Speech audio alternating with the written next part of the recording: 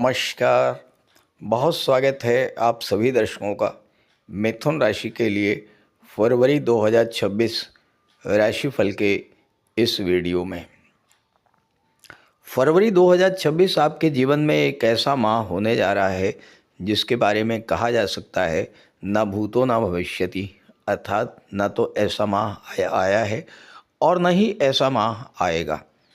लंबे समय की आर्थिक मंदी के बाद शेयर मार्केट से रियल एस्टेट तक हर जगह नई संभावनाओं के द्वार खुलने जा रहे हैं। चाहे नौकरी हो या व्यापार हो, आप एज ए प्रोफेशनल काम कर रहे हों या कोई स्टार्टअप हो, हर क्षेत्र में सफलता के नए द्वार खोलने वाला है फरवरी 2026। क्योंकि इस माह कुंभ राशि में दो बड़े राजयोग बनने जा रहे हैं, लक्ष्मी नारायण योग और अपार धन योग। इसके अलावा मकर राशि में सूर्य मंगल का योग तो बनेगा ही 13 फरवरी तक, और उसके बाद मंगल अपनी उच्च की राशि में ही रहेंगे। तो इस तरह का सुंदर संयोग बड़ा ही दुर्लभ है जो आपको सफलता की ओर ले जाने वाला होगा। इसीलिए मैंने थंबनेल में लिखा है अद्वितीय माह। देखिए, राजयोग जब बनते हैं तो फलीभूत भी होते हैं। अब गोचर में कोई राजयोग थोड़े ही समय के लिए बनता है, लेकिन अगर आपकी जन्म कुंडली में बना है तो ये देखना ज़रूरी होगा कि क्या राजयोग बनाने वाले ग्रहों की महादशा, अंतर्दशा या प्रत्यंतर दशा गतिमान है। साथ ही ये भी देखना होगा कि राजयोग भंग तो नहीं हो रहा है, और साथ ही साथ राजयोग बनाने वाले ग्रहों का अंश बल कितना है, और कहीं ऐसा तो नहीं है कि वो शत्रु राशि में हैं, पाप ग्रहों से दृष्ट हैं, या 6, 8, 12 भावों में हैं। इन सब के आधार पर ही प्रेडिक्ट किया जा सकता है कि राजयोग आपको किस तरह का फल देगा। फिलहाल तो गोचर में ये राजयोग बन रहा है, और इस वीडियो में इसी बात पर चर्चा करेंगे कि ये राजयोग आपको किस तरह का फल प्रदान करेगा। ये विश्लेषण आपकी चंद्र राशि के आधार पर किया जा रहा है। तो ये है मिथुन राशि के जातकों की कुंडली। आपके लग्न के स्वामी हैं युवराज बुध, और बुध शुक्र और राहु के साथ कुंडली के नवम भाव में गोचर कर रहे हैं। बुध नवम भाव में 3 फरवरी को आएंगे, शुक्र 6 फरवरी को आएंगे, राहु यहाँ पर पहले से ही हैं, और इस तरह से बुध शुक्र का लक्ष्मी नारायण योग, शुक्र राहु का अपार धन योग और बुध राहु का जड़ योग नवम भाव में बनेगा। केतु आपकी कुंडली के तीसरे भाव में बैठे हैं, गुरुदेव देवगुरु लग्न में हैं और शनि दशम भाव में, जबकि सूर्य मंगल ये 8वें भाव में गोचर कर रहे हैं। बुध राहु योग को जड़ योग कहा जाता है। देखिए, ये गोचर तो थोड़े समय के लिए है, लेकिन अगर यही गोचर, यही त्रिग्रही योग आपकी जन्म कुंडली में बना हो तो इसका क्या संकेत है, इसका क्या अर्थ है, इसे समझना बेहद आवश्यक है। और अगर आपने इसे समझ लिया तो फिर आप इसके प्रभाव को, इसके फल को बहुत अच्छे से समझ पाएंगे। बुध राहु का जड़ योग अगर कुंडली में बना हुआ है तो इसका अर्थ ये हुआ कि सीखने, सोचने, समझने और बोलने की क्षमता में कमी आना है। लेकिन ये कब होता है? ये तब होता है जब बुध राहु जन्म कुंडली में ज़्यादा खराब हों, 6ठे, 8वें, 12वें भाव में गोचर कर रहे हों, पाप ग्रहों से दृष्ट हों। लेकिन अगर जन्म कुंडली में बुध राहु अच्छे हों तो ऐसा जातक जन्म से ही तीव्र बुद्धि का होता है। उसकी memory power, grasping power, learning power गजब की होती है, क्योंकि बुध राहु की ये जो युति है ये जातक को विलक्षण बुद्धि का स्वामी बना देती है, और बुध आपके लग्नेश होकर के बुध राहु के साथ गोचर कर रहे हैं। वर्तमान परिप्रेक्ष्य में देखा जाए तो बुध हैं IT sector, computer, communication, management के कारक, राहु हैं online activities, internet, social media, mobile, संचार माध्यम, ये सब राहु हैं। राहु हैं विदेश के कारक। तो जन्म कुंडली का जो ये योग है, ये संकेत आपको दे रहा है कि अगर आप अपनी मातृभूमि से दूर जा कर के ऑनलाइन प्लेटफॉर्म का प्रयोग करते हुए सोशल मीडिया से जुड़कर कार्य करें तो सफलता के नए नए द्वार खुलेंगे। और यही युति चूंकि तीसरे भाव में गोचर कर रही है, बनी हुई है, और दृष्टि तीसरे भाव पर है। नवम और तृतीय दोनों ही भाव यात्राओं को दर्शाते हैं। तो अगर आप टूर एंड ट्रेवल के क्षेत्र में कार्य करते हैं तो ये युति, ये त्रिग्रही योग आपको बहुत अधिक कोऑपरेट करेगा, बहुत अधिक आपको सफलता दिलाएगा। बुध क्या है? बुद्धि के कारक, आईटी सेक्टर के कारक, कंप्यूटर कम्युनिकेशन मैनेजमेंट के कारक। राहु हैं ऑनलाइन एक्टिविटीज़ के कारक। साथ ही साथ बुध हैं शिक्षा, व्यापार और मैनेजमेंट के कारक। राहु क्या हैं? राहु हैं विदेश और अनऑर्थोडॉक्सी के कारक, यानी लीक और परंपरा से हट करके कार्य करना।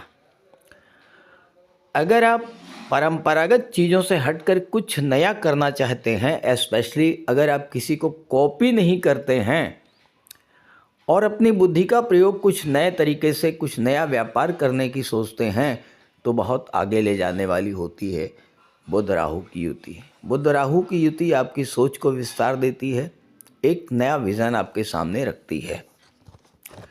बुध और शुक्र का लक्ष्मी नारायण योग बन रहा है। बुध आपके लग्नेश हैं। लक्ष्मी नारायण योग आपके घर में माता लक्ष्मी और भगवान विष्णु का निरंतर वास रहने वाला है। लेकिन ध्यान रहे, अगर आपकी जन्म कुंडली में बुध शुक्र की युति बनी हुई है, शुक्र विदेश के स्वामी हैं, शुक्र पंचम के स्वामी हैं, यानी विदेशों से भी धन लाभ, आपकी क्रिएटिविटी, आपकी कला, आपकी शिक्षा, इससे ज़बरदस्त धन लाभ शुक्र कराएंगे। लेकिन अगर आप लगातार माता लक्ष्मी की आराधना करते रहें, देखिए बुध आपके चौथे भाव के भी स्वामी हैं। चौथा भाव क्या है? आपका घर, आपका घरेलू वातावरण। तो कैसे माता लक्ष्मी और भगवान विष्णु का निरंतर वास होगा आपके घर में? पहली बात, पूरा प्रयास करके आपको अपने घर को साफ सुथरा स्वच्छ रखना होगा। किसी तरह का कोई कबाड़ आपको अपने घर में बिल्कुल नहीं रखना है।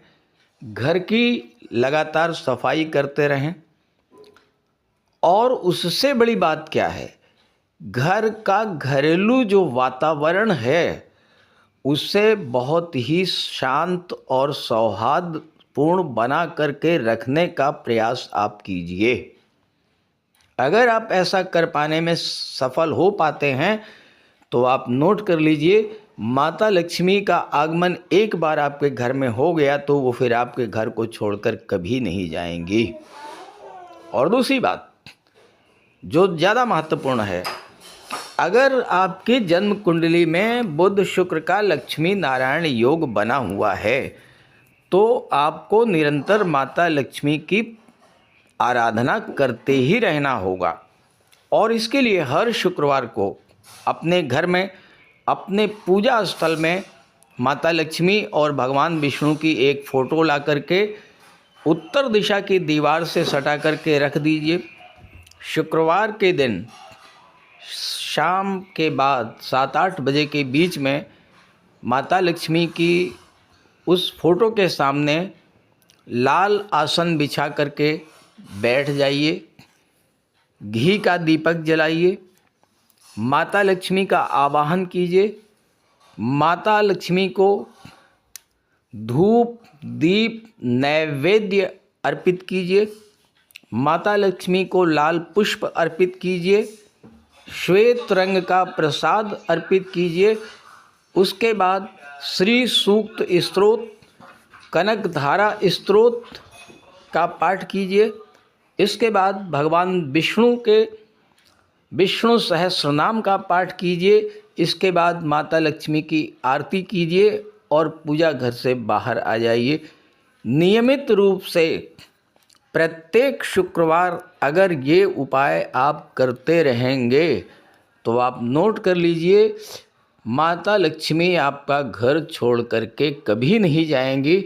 अगर आपकी जन्म कुंडली में बुध शुक्र का लक्ष्मी नारायण योग बना हुआ है और इसके अलावा किसी भी तरह से बुध शुक्र का संबंध बन रहा हो, शुक्र की दृष्टि बुध पर हो, बुध की दृष्टि शुक्र पर हो, बुध शुक्र का परिवर्तन योग हो, आप इस उपाय को करते रहिए। माता लक्ष्मी आपको धन प्रदान करेंगी, भगवान विष्णु उस धन को अस्थायित्व प्रदान करेंगे।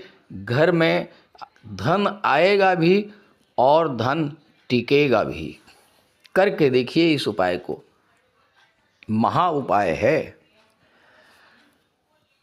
सूर्यदेव और मंगल आपकी कुंडली के 8वें भाव में बैठे हुए हैं।